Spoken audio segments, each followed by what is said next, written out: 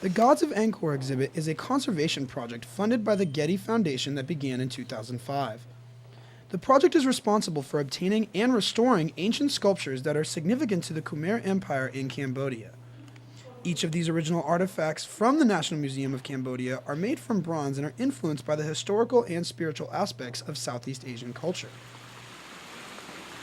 Thousands of people visit the Getty Center every day, and I asked a few spectators how they felt about the work. I thought it was really beautiful. I know I'd really like to go to Cambodia and haven't made it.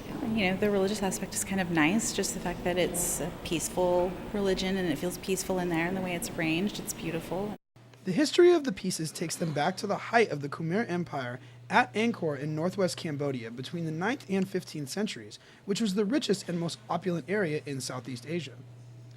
The Khmer viewed bronze as a noble material that stood for prosperity and success, and felt it was perfect for sculpting the Hindu and Buddhist gods they worshipped. Well, the genesis of the exhibition was a conservation project at the National Museum in Phnom Penh. Jeffrey Weaver is the Associate Curator of Sculpture and Decorative Arts at the Getty Museum, and he went into detail about some select pieces. This piece is called the Crown Buddha, which was originally found in 9 pieces, and Weaver explains how the conservation project helped to piece together this spiritual symbol and what it displays. In one part of the museum, they found a pair of hands, and one of these scholars was able to identify that they belonged to the statue. Really? So as part of the conservation project at the National Museum, they were able to reattach these hands. It's the first time this piece has been shown outside of Cambodia, more or less intact, with its hands back in place in this wonderful gesture that means fear not. One of the more popular sculptures is the Hindu god Shiva's bull, Nandine, and Weaver explains why the piece is so significant. And it's in 3 big sections. You see his body, then the base, and the head. So the joint at the head is camouflaged a bit by that necklace. And it also refers to offerings that people will make and still do at Hindu temples. They'll put necklaces of flowers on the sculpture. The Gods of Angkor exhibit features numerous bronze sculptures from the National Museum of Cambodia and will be at the Getty Center until August 14th, 2011. Reporting from Getty, I'm Cody Colgrove, Valley View News.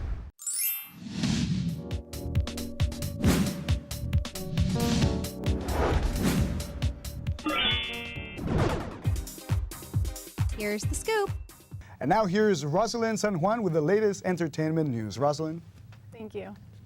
Hip-hop star Wyclef Jean is recovering from a gunshot wound to his hand. He was shot while campaigning for a politician. Jean, a native of Haiti, returned to the nation to support fellow musician Michael "Sweet Mickey" Martelly. The shooting happened in the capital, Port-au-Prince. A member of Wyclef Jean's entourage said the shooting was done by enemies of progressive change in Haiti. The 25th annual South by Southwest Music and Media Conference ended on Sunday in Austin, Texas. The festival brings nearly 2,000 bands together from all over the world. It was set to run 5 days, but was extended to 6 because there were so many musicians. The event used to be a showcase for little-known bands, but it's now regularly filled with big-name acts. Some of the major performers included The Strokes, Kid Rock, Duran Duran, and Kanye West, who closed the show. Newer bands go to introduce themselves, while more well-known bands go to showcase a new album. Valley View News reporter Pejman Mokhtari went to Hollywood for the grand opening of a restaurant that drew a number of celebrities. Thank you, Rosalind. Fig and Olive had a red carpet event for their West Hollywood location, and I spoke to so many celebrities who attended the event, like Dante Bosco and Area Crescendo. Fig and Olive recently had their grand opening for their first location in Los Angeles. The restaurant features food from Spain, France, and Italy, and the night was filled with celebrity appearances. Baby Come On Over was one of the hit songs of singer Samantha Mumba, who discusses where her career is at this point. You know what, I have a new TV show coming out, fingers crossed. I think that's going to get picked up, and just a couple things. I'm thinking of getting back into music, to be honest. So there's a few things, I'm excited. So this is a good year so far.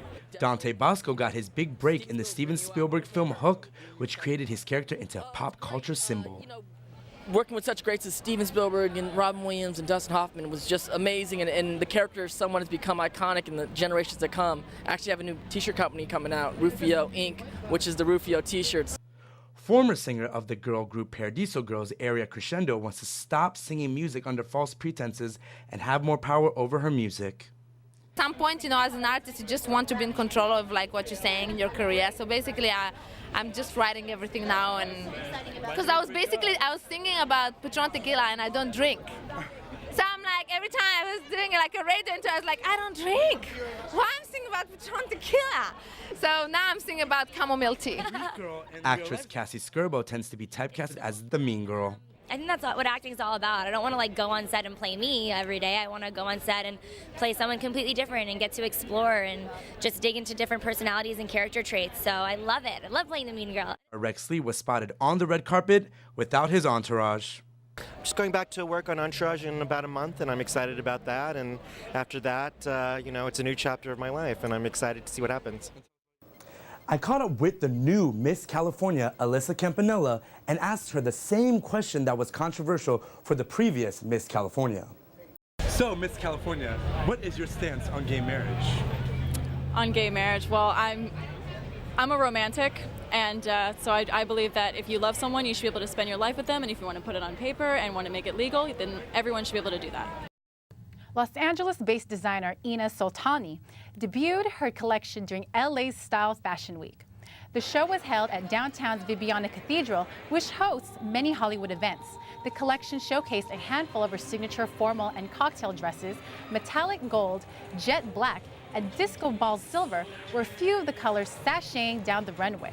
It was more about passion and zest within, and it was interpreted in a very polished, glamorous, and modern way. That was my intention. I hope it came across the way.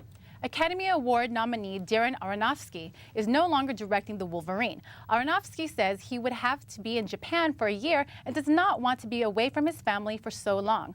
Aronofsky claims the script is terrific and was looking forward to working with his friend Hugh Jackman again. Jackman and Fox Network both remain fully committed to the making of The Wolverine. The question is, will Fox seek somebody equally ambitious or return to a director who is more familiar with Jackman's work? Many familiar faces rose to the top again on another busy weekend at the box office. Bradley Cooper's psychological thriller, Limitless, co-starring Robert De Niro, premiered at #1 with $19 million. Paramount's computer-animated film Rango remained in second with $15.3 million. The Sony action film Battle Los Angeles stayed in third in its second weekend with $14.6 million. Matthew McConaughey's new film, The Lincoln Lawyer, and the comedy film Paul both premiered with low box office revenue at 4th and 5th place respectively. That's it for entertainment news. Now back to you. Plastic bottles beware. Izzy the Rottweiler is cleaning up the streets one bottle at a time. Let's go. Pick it up. Good girl. For 3 years now, Izzy has been doing her part to keep the streets of Livonia, Michigan clean. She even has the gear. Pink collar. Then for the bottles, I got the pink backpack. And then the sunglasses were the coupe de gras. Not only is Izzy helping fight litter, but for every bottle she picks up, her owner Jan Larion says she donates $1 to the Humane Society. Thank you for watching Valley View News. Have a great day.